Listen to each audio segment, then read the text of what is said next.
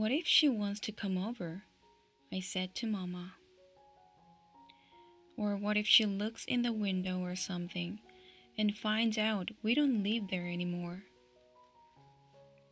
But Mama just flapped her hand at me and closed her eyes to let me know how tired she was from working 2 jobs.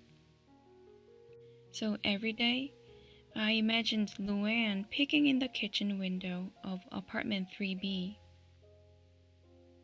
When she did, of course, she wouldn't see me and Toby and Mama and Daddy eating our dinner and being happy. She'd see some other family. Some happy family that wasn't all broken up like mine. And then one day, when we got off the school bus, Luann went and did the noisiest thing I could imagine. She followed me. I was trying to catch up with Toby because he had grabbed the car key and run on ahead of me. So I didn't even notice her sneaking along behind me. She followed me all the way past apartment 3B, across the street, and clear on around the back of Ecker Drugstore, where our car was parked with laundry hanging out the windows and Toby sitting on a milk crate waiting for me.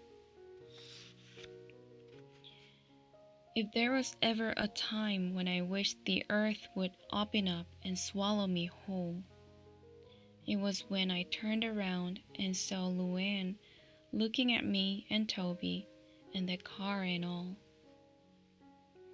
I could see her thoughts just plain as day right there on her face.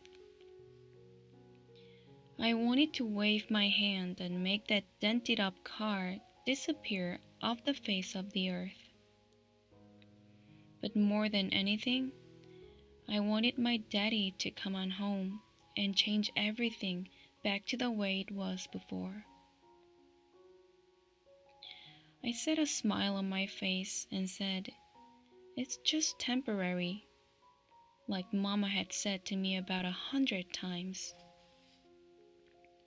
Luann turned red and said, "Oh." "When Mama gets paid, we're moving into our new apartment," I said. "Oh." And then we both just stood there, looking at our feet.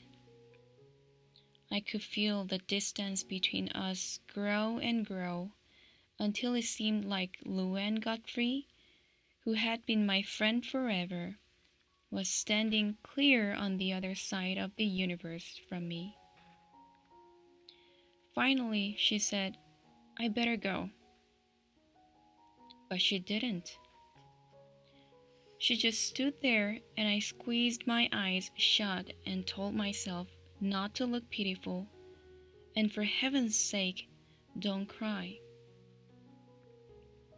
And then, of course, Toby had to go and make everything worse by saying, "Mama left a note that she's working late, so we're supposed to eat that macaroni that's in the cooler."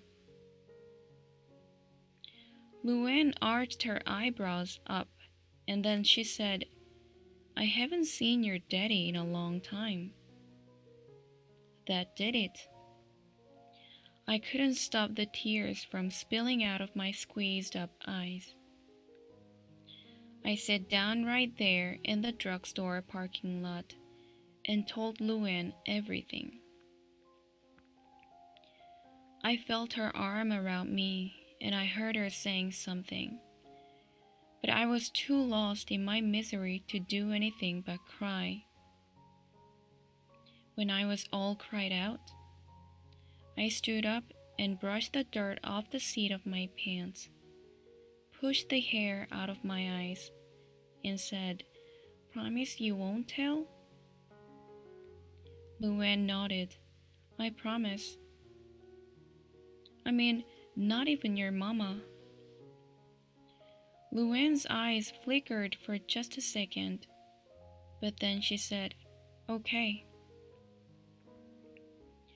I crooked my pinky finger in the air and waited for her to give me the pinky promise, but she hesitated.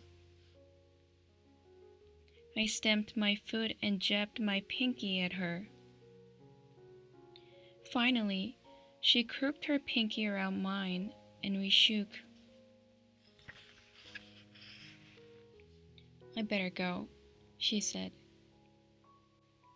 I watched her hurry across the parking lot, then glanced back at me before disappearing around the corner of the drugstore.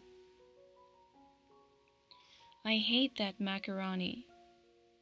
Toby sat from his seat on the milk crate. It was just like him to not even give me one little minute to wallow in my misery. I stomped around to the back of the car and kicked the cooler, sending it toppling over on its side.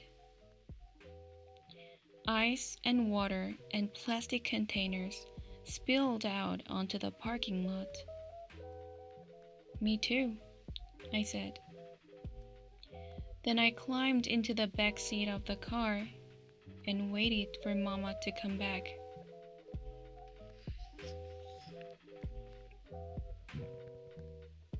Bedtime reading for you.